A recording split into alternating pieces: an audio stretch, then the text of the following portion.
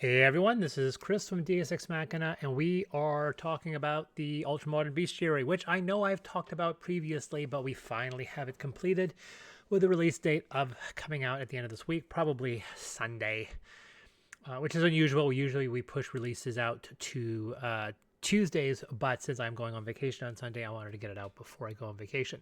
All the artwork's in place, everything is done. I'm sure we're gonna have a update to the file, and as always, we do the print on demand later after we've ensured that the file has no errors.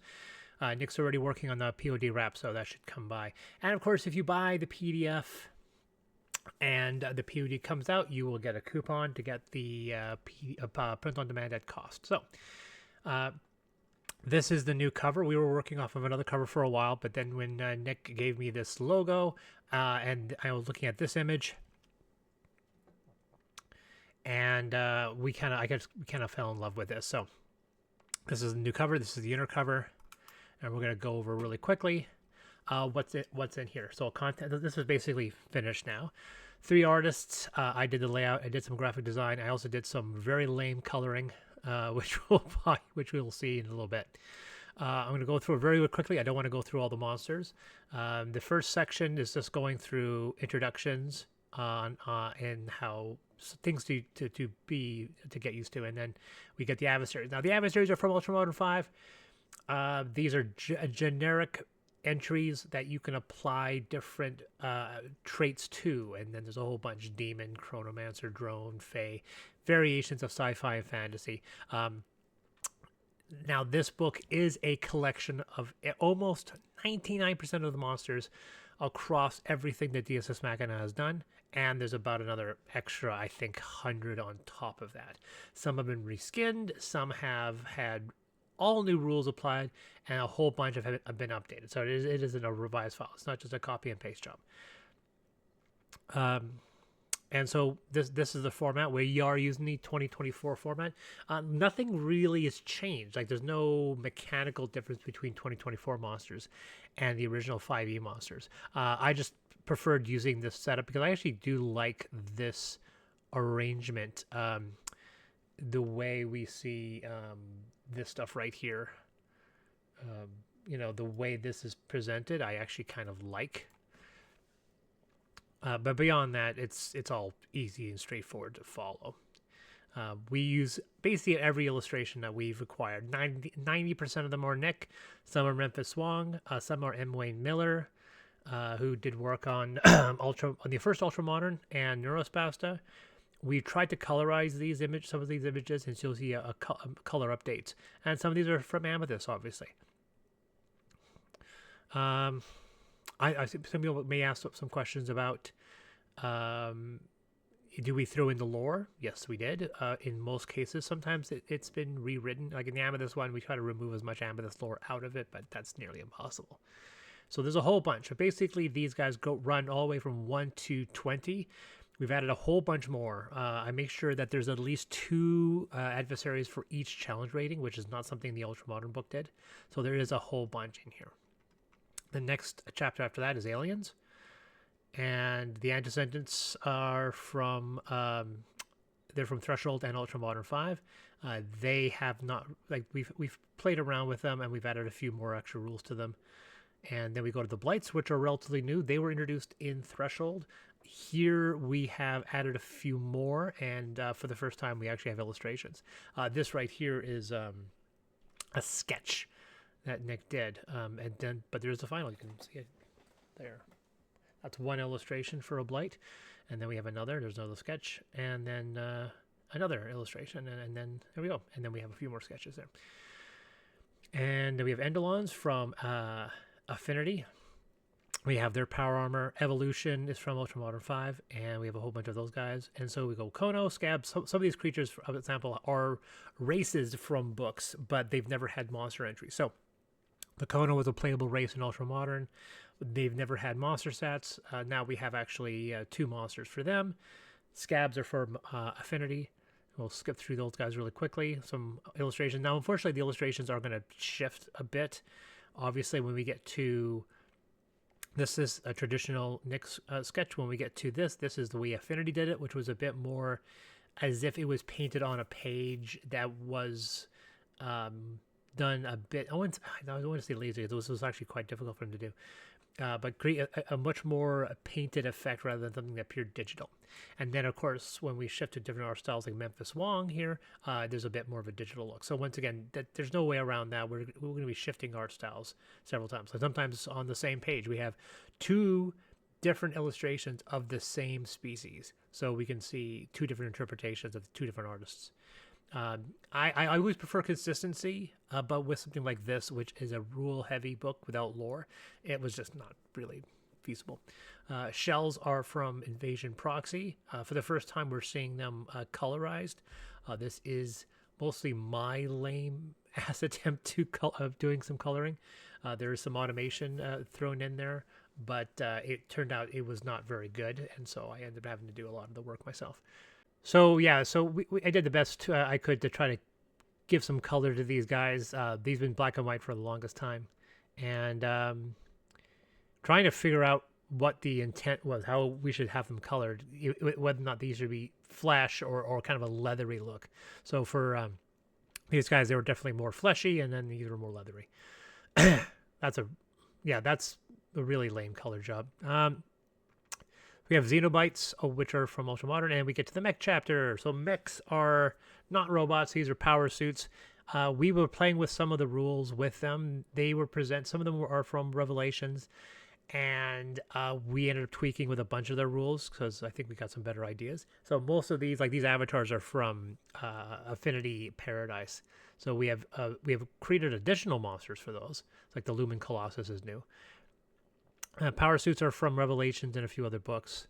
We've got a whole bunch of power suits. So once again, once again, you have this kind of almost cartoony look because that's what the art style looked like on the right hand side. So oddly enough, these are I can't remember if the right image is Wayne. I know the left one's Nick, but I don't know if the right one is Wayne or Nick. But the art style was certainly a little different. And then same thing here with the left as being a Nick from Affinity and the right is a Nick from Ultramodern. So we'll be seeing a bunch of power suits. That's Ted 902 from Ultramodern. That's from Neurospace, I'm sorry. And then we get into steam suits, steam power. Stop doing that. Okay, and then so once again, different art styles for these. The Titans are kind of new, so Alpha Geist is a new monster. This is a giant. This is basically a giant Gundam. And then we have a whole bunch of mechs from Ultramodern and Revelations, a whole bunch of those. Some of them have been tweaked. Outsiders. I know outsiders could be aliens. I was trying to separate them. Whatever. I just tried to keep the chapters kind of light. So these are mostly kind of things that aren't aliens, but they're not anything else, but they're not fantasy. So I was trying to have things that are a bit more cosmic horror type of thing, which I know could be aliens, but I was trying to create something else a bit different. So we have like the deep ones and underground dwellers, Gargantuix, which is kind of your Godzilla type, Infected, which are these versions of zombies, but they're very much inspired more of the zombies from Left 4 Dead. Morphophage is the creature from The Thing. These are all brand new monsters, by the way. Morphophage is entirely a brand new monster. There's 3 of those. Patchworks, which are kind of like, Frankenstein's monster, but there's different versions of them. And we slapped in the Plaguewalkie from Affinity in there. The Sand Sifters are, of course, native-born monsters in the desert. That's from Revelations. The Skin is this kind of oil substance. They're from Necropolis. Whole bunch of those guys. Superheroes we've added. This is the older section creates some superhero monsters or opponents. And they're unique and they all have names and they all have different powers. Inferno, Invisible Sentinel, Red Fang, and so forth. And Zenith. Thinners from Affinity. Viruses from Affinity. Got those guys in here. Now we have robots. So robots are a variety of robots from alien robots to cyberpunk. These are the automata from the Orongo city in from Amethyst Revelations. A bunch of those guys. And there's a bunch of cyberpunk ones. So these jump to Neurospace, so the art style changes completely. And then we have some fantasy monsters, which are mostly pulled from Paradise, robotic animals, a bunch of robotic animals. Excubitors, which are from Paradise. The Mechanites from Amethyst. And we have these guys are, I think there's a few more of those. The Sentinels are new. And then we get into kind of our Shadow of the Colossus monsters, our Tananim, which is from Revelations. And we have vehicles, which we've never done before. This is all new. This is a brand new section. Vehicle monsters, we try to throw in rules to try to make them work as a monster. And then we created monsters for every vehicle, which we've never done before. So this is kind of a new thing, actual rules. And we've added rules for turrets, played around with initiative order with some of them. They get a bunch of, you can see here, he gets a bunch of legendary actions. They get a whole bunch, and you can disable turrets to reduce the number of legendary actions, because some of them, like this guy, has 10 legendary actions. Like this guy's really powerful. Obviously, he's a challenge rating 30. It's a city ship. It has 2,700 hit points. Some of these creatures are gigantic. Like this is, they call this up here, cosmic scale, because it's actually several city blocks. That's bigger than any scale in D&D. Some of these aren't monsters that you'd be actually playing, but sometimes it's just cool to have that as an option. But as we see here, they have 10 legendary actions, but you can reduce these by trying to take out turrets. And then there are rules right here talking about how turrets work and how you can remove a turret. There is a percentage chance. If you suffer a critical hit, there's a 10% chance it'll destroy a turret. Every time you reduce it by 50 hit points, there's a 25% chance you'll take out a turret. So rules like that. And Cloud Runner is a smaller version of the same type of rules. We have some fightercraft. We have some dirigible, fan jets, hammerheads from Amethyst. This is attack helicopter illustration from Neurospasta. This is actually a layered image. This is a hover cruiser, which is once again a large challenge rating 20 creature, some repulsors, Sky Galleon for Revelations, Sky Seers, and so forth. So then we got some ground vehicles, we got some cars, we got some trucks, a whole bunch of big vehicles, bikes. So these are a lot. Like this is a good number of new monsters are in the vehicle section. Super Sport, and then the trucks, armored trucks, utility trucks, APC. And then we get into the fantasy section. Now, normally this book was supposed to end about this point, but I asked our Discord whether or not we should throw in the fantasy monsters, even though they're not really sci-fi. And they said, yes, you should. So we added another 100 pages. So these are a bunch of monsters. Once again, in some situations like the Ani, we've created monsters for the species. Bogs are from the original core of Amethyst. Same thing, we created monsters that we should have created a long time ago. Like we've never had Shaparan opponents before. Now we have the Warden, the Chrysalis, and the Blade Singer. These are named after archetypes that you could select in Amethyst. Chigoth, Citadel, Nidar. Once again, we're jumping between different settings. Damascus, same thing. Got 3 new ones. All the dragons, all from all 3 books are all collected into one book. So there's a big section on dragons, like a very big section on dragons, like a very big section on dragons.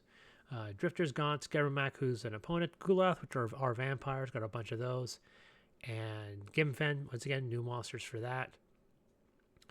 And got some Kodiaks, Lodinians, once again, new monsters based off of their species archetypes. Nerissa, Neros, Ograk, Pegasus, which all the Pegasus are on here. I think we have a new Pegasus in here as well. Panabrates from Affinity.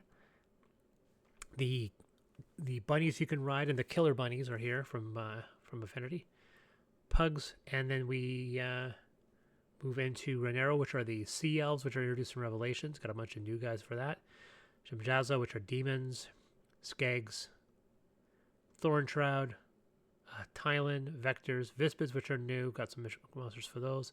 Volaris, and then the Watchers, which are these also giant creatures, fantasy creatures. And then that's it.